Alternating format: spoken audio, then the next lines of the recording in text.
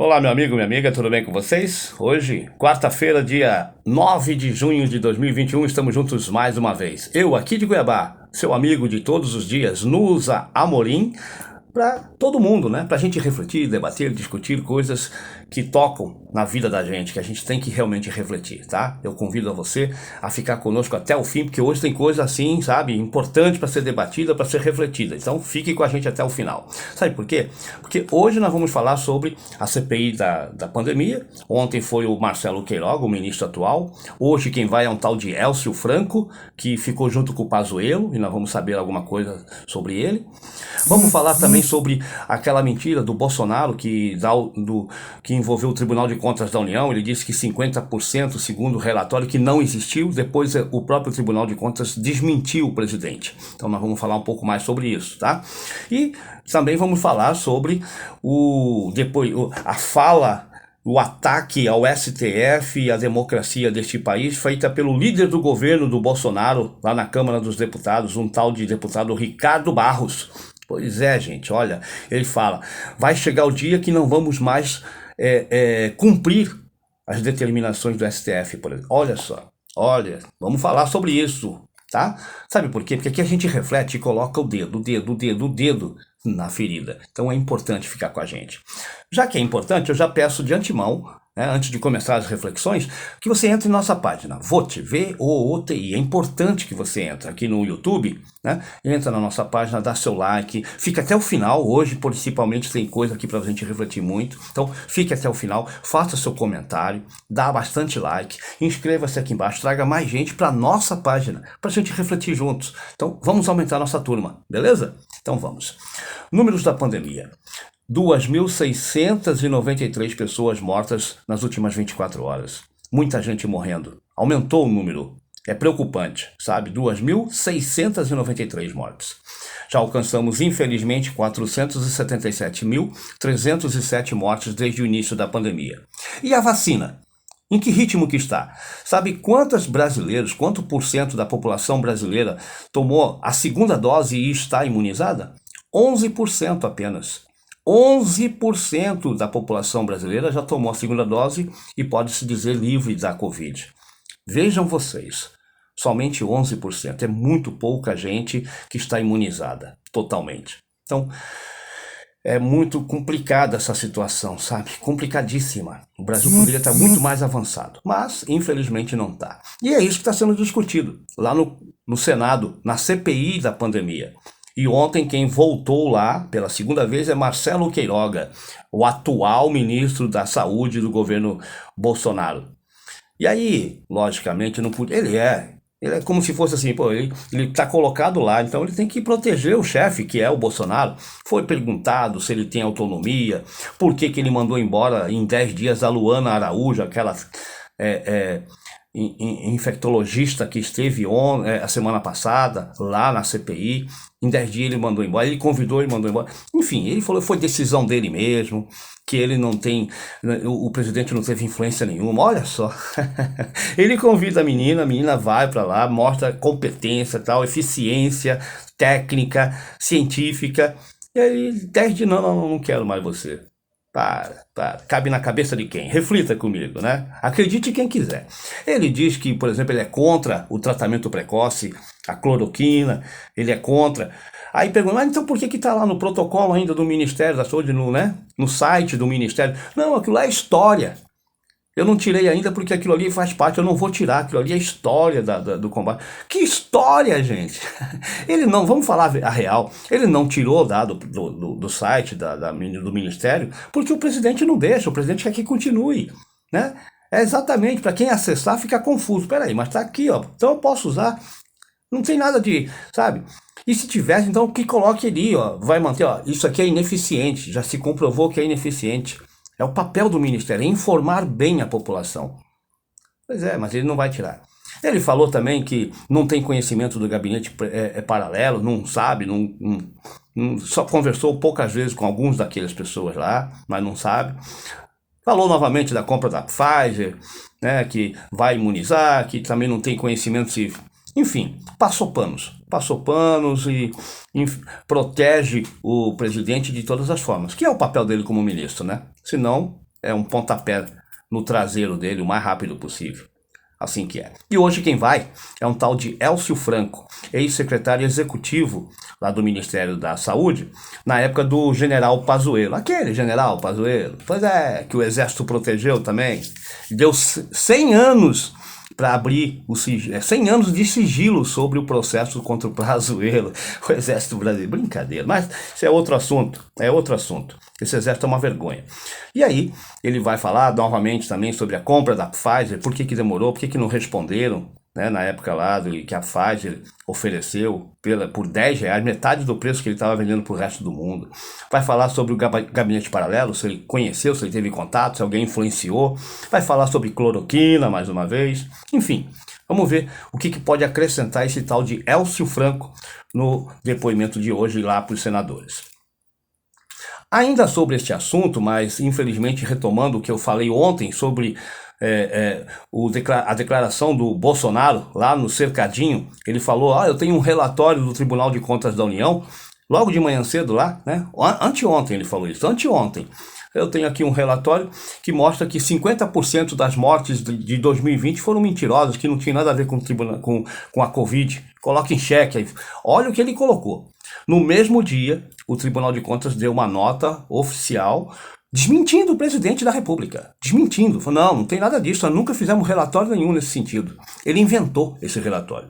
Na verdade, ele se utiliza, ele manipula informações que às vezes até são colocadas pelos, pessoas próximas a ele, assessores, pessoas que estão... Porque agora se descobriu, olha como é que é a maracutaia, se descobriu que foi um auditor lá do Tribunal de Contas da União, que é bolsonarista, amigo da família, dos filhos do Bolsonaro, pessoa da família ali, conhecidíssimo, um tal de Alexandre Figueiredo Costa Silva Marques. Olha o nome do cara.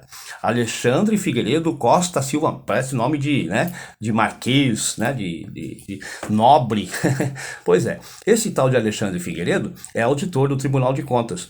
E ele confessou que inseriu, sim, documentos no sistema do Tribunal de Contas, tentando colocar esses números falsos de que haveria números superfaturados da Covid-19 no ano de 2020. E aí o Bolsonaro pegou e falou, tem um documento do tribunal. Não tem documento nenhum. É um auditor que tentou inserir esses dados que já foram rechaçados, desmentidos também. A que ponto que chega, sabe, a mediocridade desse presidente da República, esse tal de Bolsonaro. E é complicado a gente conviver com um presidente desse naipe, mas a gente tem que conviver por enquanto. Ainda tá tendo que conviver sim. Tá? E ele sabe que o cerco está se fechando sobre ele. O gado, o rebanho dele também está percebendo isso, né? Está percebendo. E aí, para a gente também não se alongar muito, né? Porque esse auditor ele deve ser até chamado para a CPI, para falar alguma coisa lá na CPI, para a gente saber como é que ele fez isso, por que fez, com ordem de quem, como que ele fez. Né? Então, tudo isso vai ter que ser esclarecido. Né? O Ministério Público, que infelizmente é na mão do tal de Augusto Aras, que é homem de confiança do Bolsonaro, não vai investigar, né? O Ministério Público não vai. Porque vai proteger quem colocou ele lá. O Augusto Aras protege e quer uma vaga, inclusive, no Supremo Tribunal. Então ele fica babando, sabe? Beijando as botas desse Bolsonaro. Protegendo ele e os filhos. O Bolsonaro e os filhos. É terrível. Mas é evidente isso. Só não enxerga... Bom, e aí, vejam vocês. Ontem, um depoimento do líder do governo na Câmara dos Deputados, um deputado federal, fez o seguinte, ele é lá do Paraná, do Partido Progressista, um tal de deputado Ricardo Barros, líder do Bolsonaro, lá na Câmara dos Deputados. Ele falou, vai chegar lá o dia que nós não vamos mais cumprir as determinações, as ordens do Poder Judiciário, ou seja, do Supremo Tribunal Federal. E aí? Vamos ter uma ditadura? Quem vai comandar tudo é o presidente da República? Ele é que vai mandar, não cumpre ordem de ninguém. É contra a lei, mas não me interessa, eu que mando agora. É isso que esse tal de Ricardo Barros está apontando? O futuro do Brasil? Acabou a democracia? Acabou com as instituições? As instituições não têm mais que se respeitar, o presidente não precisa mais cumprir a lei. A lei de, por exemplo, usar máscara é só para... A lei, por exemplo, de andar de capacete numa rodovia é só para o povão. Ele pode andar, como eu tenho imagens disso, sabe? A lei de não aglomerar nos estados, no município, é só para o povinho, para ele, não. Ele pode aglomerar, ele pode fazer o que ele bem entender nesse país. São, sabe, coisas óbvias. E aí, o líder faz essa declaração de forma assim pública, numa entrevista. O cara, olha, é complicado um deputado federal, numa entrevista, falar que vai chegar o dia, tá chegando o dia que eles não vão mais cumprir ordens do judiciário, incitando a desordem, incitando um ataque mais frontal ainda ao STF e à democracia do país. E aí nós vamos ter o quê? E é o que o Bolsonaro quer, né? É exatamente isso, a desordem. Ele quer anarquia nociva, porque existe anarquia que até é interessante a gente discutir isso aí mais por futuro. Mas ele quer uma anarquia nociva, onde, né, haja conflitos e aí ninguém se entende mais e ele se permanece lá no poder, no meio da desordem. Porque governar ele não quer, ele quer desgoverno. Desgoverno.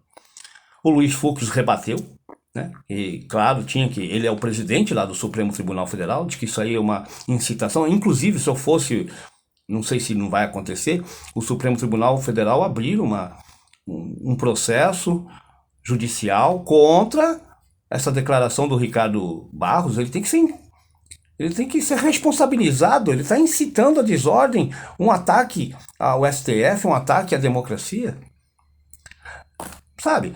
E esse Ricardo Barros dá essa declaração por conta do IBGE, por conta do recenseamento, do censo, que já não foi feito ano passado por conta da pandemia, era para ser feito esse ano, o governo cortou, de que não vai fazer. Por quê? O Bolsonaro não quer que sejam expostos os números exatos da população, número de pobres, de analfabetos e as condições reais em que vive o povo brasileiro. Todos os países fazem, países civilizados, países democráticos, e o Brasil sempre respeitou de 10 em 10 anos. Nós estamos entrando, vamos chegar em 2022 e não foi feito o recenseamento que era para ter sido feito ano passado, 2020. E o Bolsonaro não quer fazer, ele não quer números exatos, não quer que o IBGE faça sua pesquisa no país, não quer. Ele quer camuflado, sabe? Ele é negacionista, ele quer mentir, viver na mentira.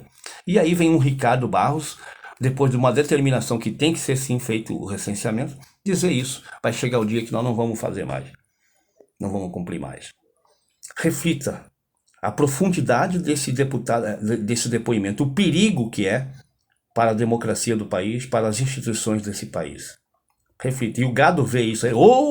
Mito, vamos nessa, é mesmo. Ricardo, vamos junto, vamos lá então, não vamos invadir o STF, vamos destituir os ministros, vamos invadir o Congresso. Só falta isso. E aí, Ricardo Barros, você é a favor de invadir o Congresso? Deve ser, né? Deve ser. Você deve ser um daqueles reizinhos que vai permanecer no poder ao lado do imperador Jair Messias Bolsonaro, o ditador. Será que ele tem competência para ser ditador? Será que ele consegue governar? Porque um ditador tem que governar. De um jeito ou de outro ele tem que governar. Senão, corta o pescoço dele. Será que o Bolsonaro é capaz de... Eu duvido. Mas tudo caminha para uma maluquice dessa. Reflita. Faça seu comentário, dá like, inscreva-se e vem com a gente. Um abraço, até a próxima.